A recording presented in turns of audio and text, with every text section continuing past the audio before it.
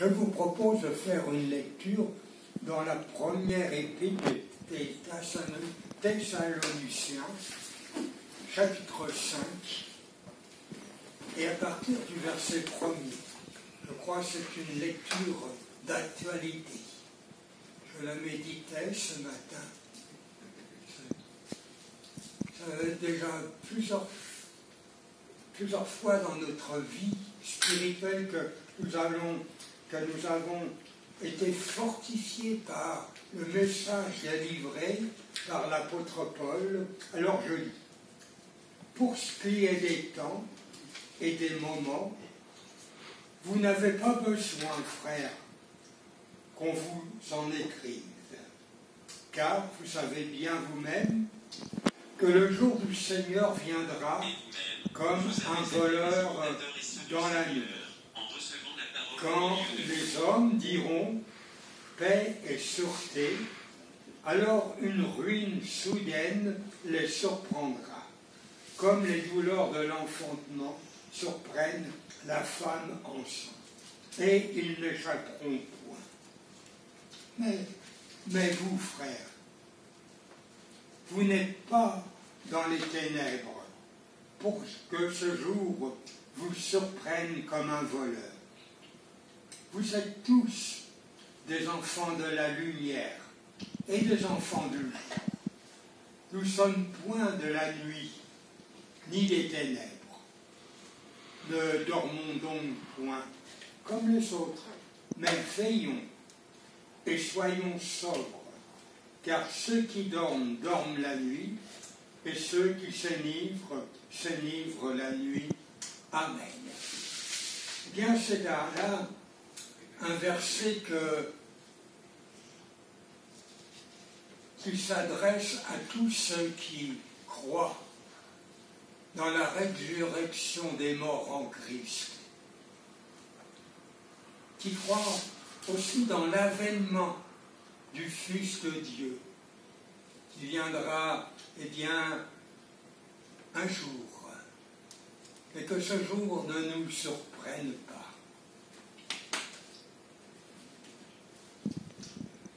Et il y a des exhortations que le Seigneur nous adresse dans sa parole. Le verset 6, « Ne dormons donc point comme les autres, mais veillons et soyons sobres. » Ne pas dormir. Et l'apôtre Paul ne veut pas parler du sommeil physique, car moi j'aime bien dormir à la fin de la journée, mais il veut nous avertir eh bien, que nous devons veiller à notre sommeil spirituel. Parce qu'il y a des fois eh bien, où nous nous laissons surprendre. Je me rappelle d'un petit fait qui m'est arrivé lorsque je travaillais dans les égouts. Je travaillais la nuit et habitant à 40 km de Paris, donc il fallait que je prenne le train, mais au cours de ce trajet, il fallait que je change et que je reprenne un autre train. Alors après le travail fatigant de plusieurs heures de la nuit, j'arrive là vers minuit et demi, et bien de prendre le train là, à la gare Saint-Lazare à Paris, et j'avais l'habitude d'ouvrir la Bible, et ce qui me faisait patienter pour attendre le changement. Mais j'ai eu le malheur, j'étais presque arrivé là à ce changement, il restait encore 3-4 minutes de trajet à faire, j'ai eu le malheur de fermer les yeux. Et quand eh bien, ils sont ouverts, je me suis aperçu que j'étais arrivé là où je devais changer, et le train repartait vers une autre direction.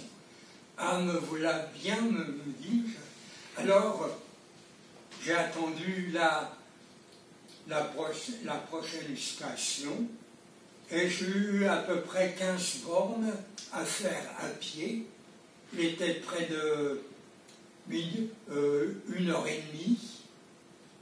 Vous savez, c'est long à marcher dans la nuit.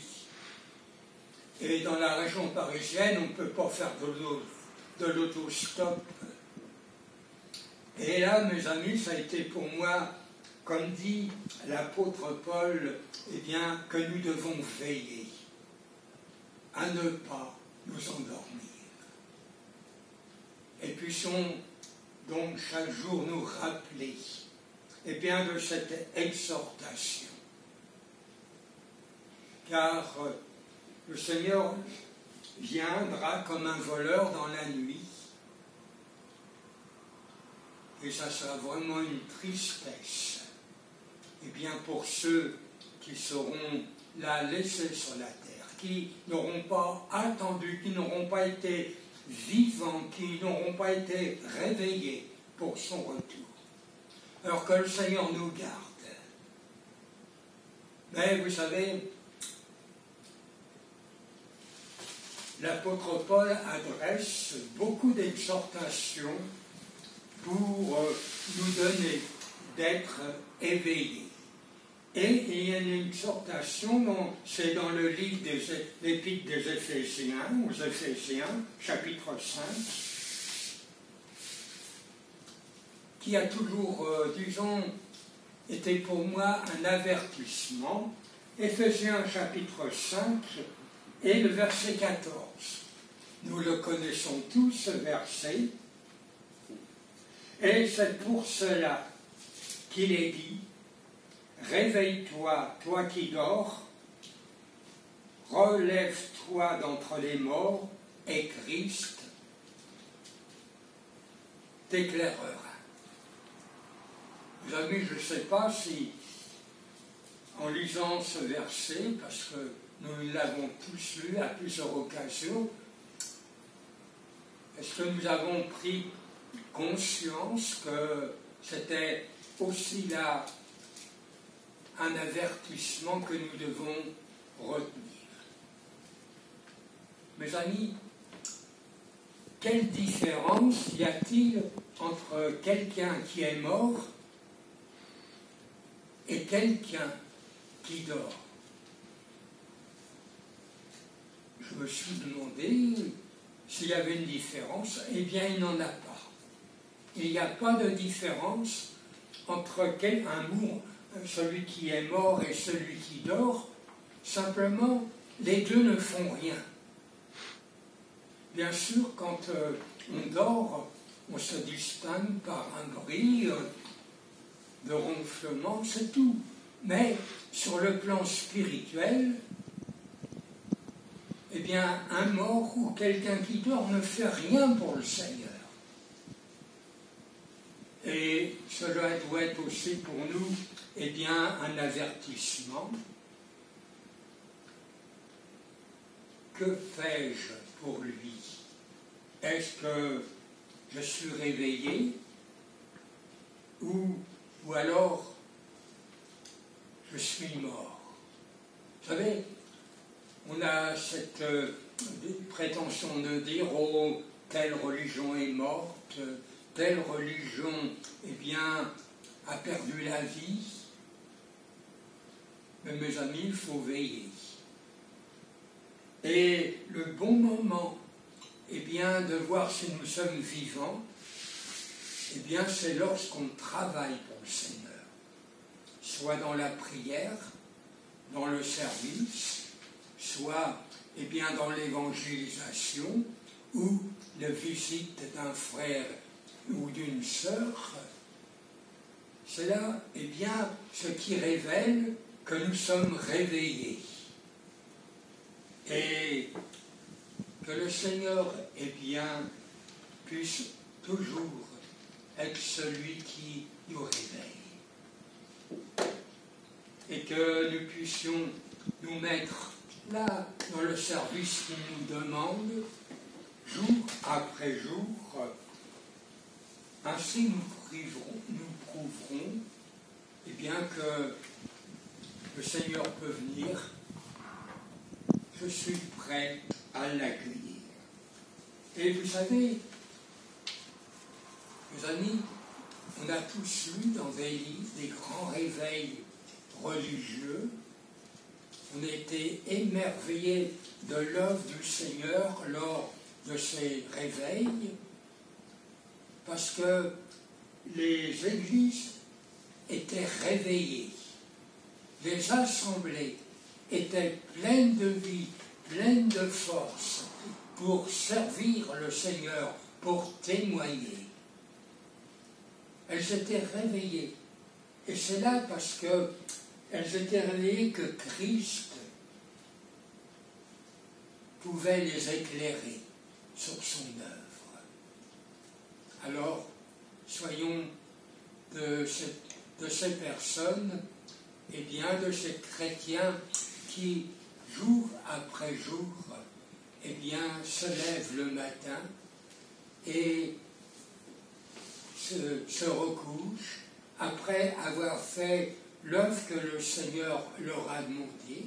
Vous savez, je crois pas que le Seigneur nous demande des choses, de faire des choses extraordinaires, impossibles, mais il nous demande, eh bien, de suivre sa parole et de nous laisser guider par lui.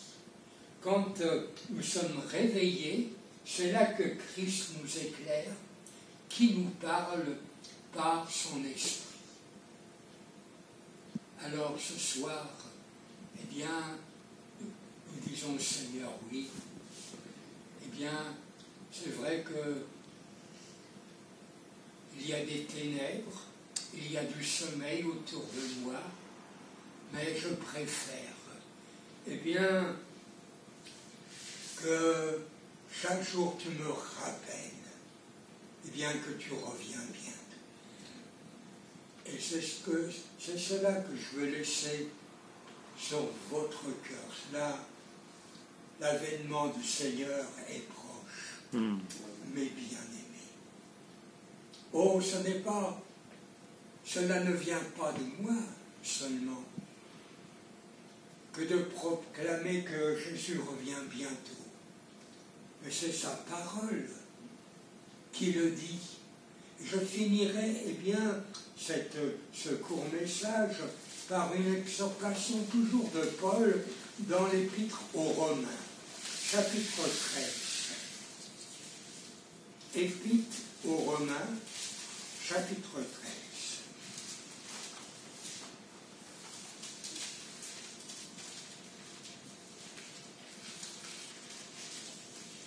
Et au verset 11. Cela importe d'autant plus que vous savez de quel temps nous sommes aujourd'hui. C'est l'heure de vous réveiller enfin du sommeil, car maintenant le salut est plus près de nous que lorsque nous avons cru. C'est maintenant, dit l'apôtre, le temps de nous réveiller enfin du sommeil, car maintenant le salut est plus près de nous que lorsque nous avons cru. C'est là un avertissement merveilleux. Alors nous n'avons pas calculé la date, mais simplement, eh bien, à demeurer là auprès du Seigneur, à demeurer auprès de lui et de lui apporter notre vie et chaque jour, eh bien, de veiller, mes amis, alors que notre cœur, eh bien, soit dans la joie. Nous sentons que nous arrivons dans les derniers temps, parce que la parole de Dieu nous en donne là des signes. Alors, nous voulons persévérer, nous voulons veiller, nous voulons prier, parce que c'est à ce que le Seigneur nous demande de faire pour nous. Seigneur,